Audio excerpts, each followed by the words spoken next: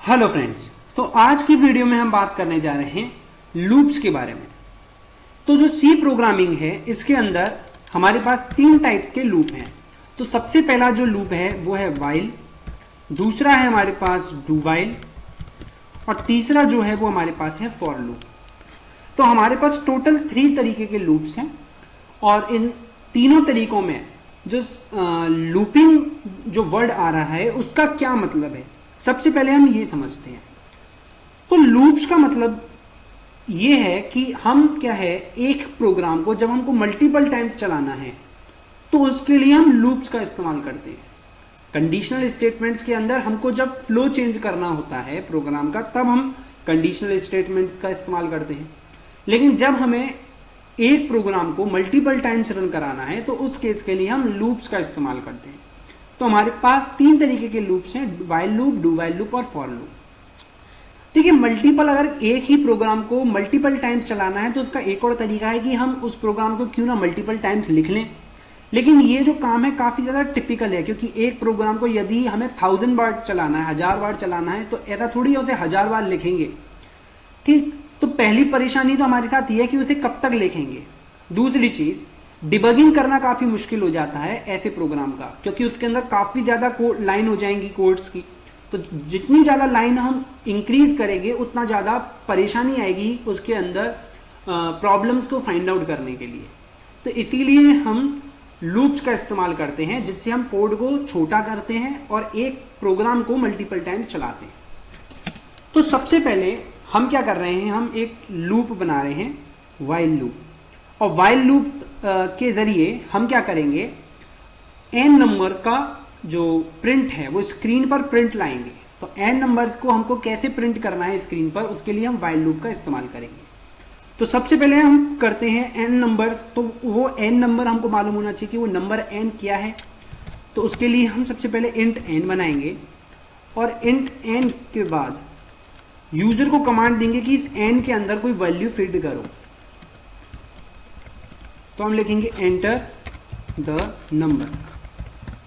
तो यूजर ने क्या किया, एक कमांड पढ़ी जिसके अंदर था एंटर द नंबर। उस कमांड के जरिए जब वो एक नंबर एंटर करेगा तो उस नंबर को हम n के अंदर स्टोर करा देंगे, %d एड्रेस ऑफ n। तो इतना चीज तो मेरे को लगता है आपको समझ में आ गई होगी। अब हमको व्हाइल लूप पढ़ना है। अब व्हाइल लूप का सबसे पहले तो आप सिंटैक्स समझिए, व्हाइल लूप किस तरीके से दिखाई देता है। देखिए, जो व्हाइल लूप है, व्हाइल लूप के अंदर जो हम कीवर्ड का इस्तेमाल करते हैं वो है व्हाइल। और इस व्हाइल कीवर्ड के आगे जो पैरेंथेसिस है, पैरेंथेसिस के अंदर हम देते हैं कंडीशन। जी हाँ, जैसे हमने कंडीशनल स्टेटमेंट के अंदर कंडीशन लिखी थी, तो व्हाइल लूप के अंदर भी हम कंडीशन लिखेंगे। लेकिन कंडीशन, भाई जब वो कंडीशनल स्टेटमेंट से, चलो उसके अंदर कंडीशन की जरूरत थी, लेकिन यहां हमें कंडीशन की क्या जरूरत है। व्हाइल लूप क्या करेगा, हर बार इसके अंदर मौजूद जो कंडीशन है उस कंडीशन को चेक करेगा। अगर कंडीशन ट्रू है तो उस केस को रन करता रहेगा। यानी कि एक उसी प्रोग्राम को, सेम प्रोग्राम को जो मैं व्हाइल लूप के अंदर इन करली ब्रैकेट्स के अंदर जो प्रोग्राम लिखूंगा, डॉट डॉट डॉट डॉट, कुछ भी मैंने जो भी प्रोग्राम लिखा, वो जब तक इस ब्रैकेट के अंदर कंडीशन है, उस कंडीशन जब तक सही रहेगी, ट्रू रहेगी, तब तक ये इसे क्या करता रहेगा, इन प्रोग्राम को एग्जीक्यूट करता रहेगा। और जैसे ही ये कंडीशन फॉल्स हो जाएगी जिस दिन, तुरंत ये व्हाइल लूप से व्हाइल लूप टर्मिनेट हो जाएगा और इस व्हाइल लूप के प्रोग्राम को एग्जीक्यूट नहीं करेगा। तो हम क्या कर रहे हैं, एक प्रोग्राम है, उस एक प्रोग्राम को ही जब हमको मल्टीपल टाइम्स चलाना है तो हम जब तक इसकी कंडीशन को ट्रू कराते रहेंगे। ठीक, अब मुझे क्या करना है, मुझे प्रोग्राम के अंदर प्रिंट करना है जो नंबर है 1 2 3 4 5 6, कब तक, जब तक n की वैल्यू ना आ जाए। ठीक, तो सबसे पहले तो मैं वैल्यू प्रिंट कराऊंगा %d से, और मैं %d से किस वैल्यू को प्रिंट कराऊंगा, i को। अब ये i क्या है, i मैं नाम का एक वेरिएबल बनाता हूं यहां।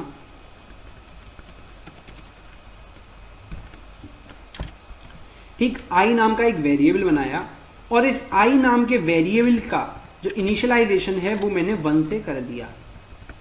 ठीक, अब मैं क्या करूंगा, अब कंडीशन लिखूंगा। कंडीशन समझना मैं क्या लिख रहा हूं, आई इज लेसर देन और इक्वल टू एन। तो मैंने जो कंडीशन लिखी है I is lesser than equal to N, तो ये एक रिलेशनल ऑपरेटर है। तो रिलेशनल ऑपरेटर क्या करेगा, चेक करेगा क्या जो आई की वैल्यू है वो n के बराबर है या n से छोटी है। जब तक i की वैल्यू n के बराबर और n से छोटी रहेगी तब तक ये इस स्टेटमेंट को एग्जीक्यूट करता रहेगा। ठीक, लेकिन i तो कांस्टेंट कर दिया क्योंकि i की वैल्यू तो हमने 1 कर दी। सबसे पहले मान लीजिए कि जो यूजर है उसने 5 दिया, n की वैल्यू 5, n के अंदर 5 चलेगी। क्या 5 बड़ा है 1 से? हाँ बड़ा है, तो इसके अंदर चले जाएगा और प्रिंट कर देगा। फिर i की वैल्यू में कोई चेंजमेंट हुआ क्या i अभी तक कोई चेंज हुआ? i तो 1 ही रहा ना, तो i को भी हमें इंक्रीमेंट करना पड़ेगा। तो हम यहां लिखेंगे i प्लस प्लस। तो अब मेरे को समझ में आया, देखो i प्लस प्लस का मतलब क्या है, ये हमने एक इंक्रीमेंट ऑपरेटर लगाया। इंक्रीमेंट ऑपरेटर्स जब मैंने ऑपरेटर्स पढ़ाए थे तो उसके अंदर मैंने इंक्रीमेंट ऑपरेटर का भी पढ़ाया था। Increment, decrement operators, post increment, pre increment, ठीक है, पोस्ट डिक्रीमेंट और प्री डिक्रीमेंट, तो ये सब जो ऑपरेटर्स थे मैंने पढ़ाए थे। तो उनके अंदर ये इंक्रीमेंट ऑपरेटर है। इंक्रीमेंट ऑपरेटर क्या कह रहा है कि i को 1 टाइम इंक्रीज कर दो, i को 1 टाइम इंक्रीज कर दो। तो जैसे ही प्रिंट करेगा i की वैल्यू को, यानी कि सबसे पहले i की वैल्यू थी 1 को जैसे ही प्रिंट करेगा उसके बाद i की वैल्यू क्या कर देगा, वो कर देगा 2। तो जब अब चेक करेगा दोबारा से, क्या 2 5 से छोटा है? हाँ जी छोटा है, तो 2 प्रिंट हो जाएगी और फिर दोबारा से एग्जीक्यूट होगा तो 2 फिर से इंक्रीमेंट हो जाएगा, 3 हो जाएगा। अब 3 क्या 5 से छोटा है? हाँ जी छोटा है, तो इसी तरीके से 3 को भी प्रिंट कर देगा और लास्ट में क्या आएगा 5 इक्वल्स टू 5। अभी भी कंडीशन तो 2 है क्योंकि 5 या तो छोटा होना चाहिए या फिर बराबर होना चाहिए 5 के। तो 5 बराबर है 5 से, तो 5 भी प्रिंट हो जाएगा। और जैसे ही कंडीशन पहुंचेगी 5 से इंक्रीमेंट होके 6 पर, क्या 6 से छोटा है या बराबर है 5 के? तो नहीं है, ये कंडीशन हो जाएगी फॉल्स। और जैसी फॉल्स होगी कंडीशन, तुरंत ये इस वाइल लूप से टर्मिनेट कर जाएगा, मतलब वाइल लूप से एग्जिट कर जाएगा। तो इसको रन करके देखते हैं। तो एंटर द नंबर, जैसे मैं 5 लिखता हूं तो देखो 1 2 3 4 5। मैं एक काम और करता हूं, मैं \n लगा देता हूं जिससे अगली लाइन में प्रिंट होगा। अब की बार मैं डाल देता हूं 7। तो देखो 1 2 3 4 5 6 7, तो 7 तक हमने क्या किया, नंबर प्रिंट कर दिया। तो ये था हमारा वाइल लूप। अब हम बात करने जा रहे हैं डू वाइल लूप के स्टेटमेंट सिंटैक्स के बारे में। तो मेरे को लगता है आपको वाइल लूप का सिंटैक्स समझ में आ गया होगा। ये था वाइल लूप का सिंटैक्स। वाइल लूप के लिए हम वाइल कीवर्ड का इस्तेमाल करेंगे, पैरेंथेसिस के अंदर कंडीशन लिखेंगे जब तक हमें वाइल लूप को रन कराना है, और प्रिंट एफ कंडीशन से हम प्रिंट कर रहे हैं, यानी कि जो भी प्रोग्राम हमें मल्टीपल टाइम्स रन कराना है वो हम लिखेंगे। और लास्ट में याद रखना, इंक्रीमेंट या डिक्रीमेंट, जो भी जिस तरीके से आपको आई को बढ़ाना है, वैल्यू को बढ़ाना है या घटाना है, वो आप यहां करेंगे, वो इस जगह पर इसी प्रोग्राम के अंदर होगा। और अगर आपने ये मान लीजिए नहीं किया तो आपका क्या होगा, ये वाली कंडीशन कभी भी फॉल्स नहीं होगी और ये इन्फिनाइट टाइम तक लूप चलता रहेगा। ठीक है, क्योंकि 1 ही रहेगी और 1 हमेशा 5 से छोटा ही होगा। तो n की वैल्यू से हमेशा छोटा होगा, तो ये कंडीशन हमेशा के लिए ट्रू हो जाएगी। ठीक ठीक।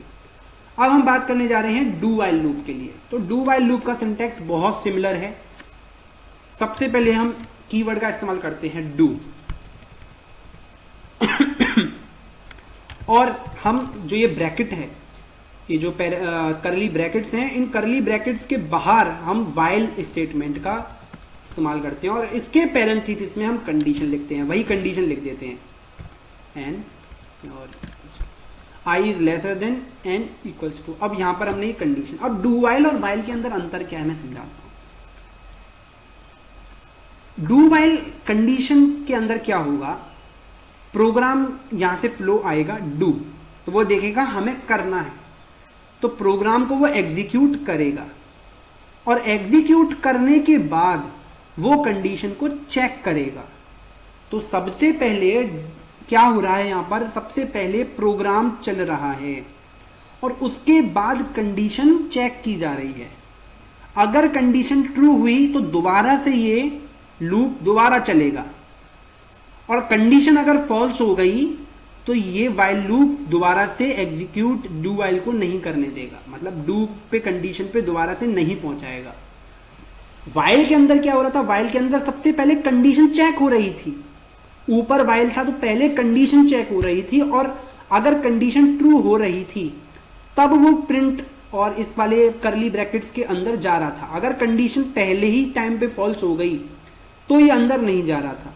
लेकिन डू वाइल के अंदर क्या हो रहा है, डू वाइल के अंदर भले ही कंडीशन ट्रू है या फॉल्स है वो चेक ही नहीं कर रहा। सबसे पहले वो पहले एक बार, कम से कम एक बार प्रोग्राम को एग्जीक्यूट करेगा, और एग्जीक्यूट करने के बाद चेक करेगा क्या कंडीशन ट्रू है या फॉल्स है।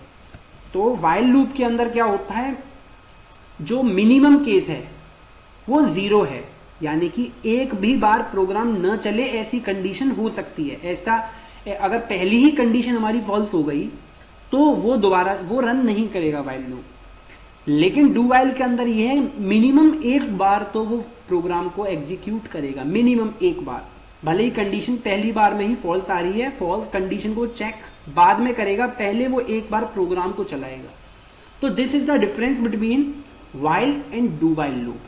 ठीक, अब जो बारी आती है वो आती है फॉर लूप की। तो फॉर लूप के लिए हम इस वीडियो में नहीं, अगली वीडियो में इसी एग्जाम्पल को या फिर किसी और एग्जाम्पल के साथ फॉर लूप के सिंटेक्स को भी देखेंगे। तो आज की वीडियो में बस इतना ही। Thank you.